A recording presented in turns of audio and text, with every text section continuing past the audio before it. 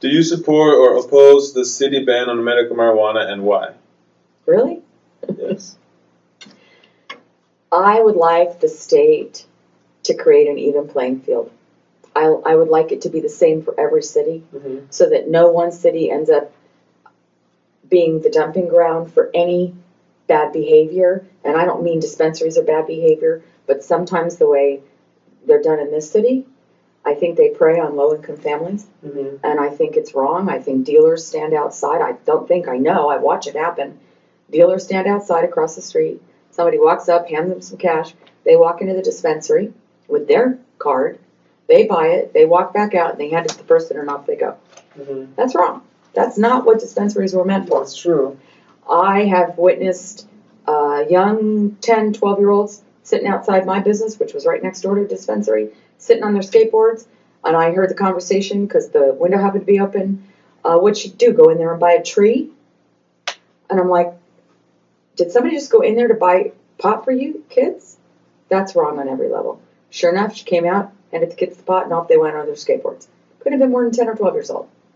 That is wrong on every level. I don't know how you combine a proper medical marijuana dispensary with proper enforcement of the rules. Follow the rules. I don't care, but follow the rules. Right.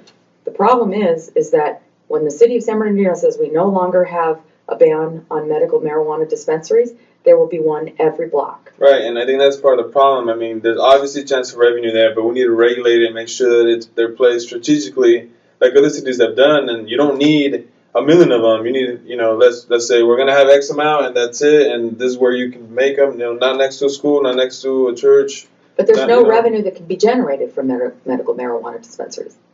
How do you think revenue gets generated, other than for the owner? Well, they have to pay taxes. If they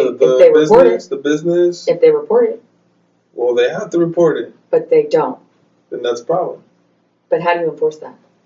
That's something we got to figure out. That's exactly right. If we can figure out all those details so that it's an even playing field and everybody's playing by the same rules, I see it as a different story.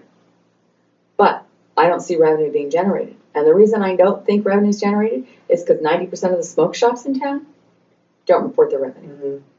And that's just cigarettes and paraphernalia. That's all that is.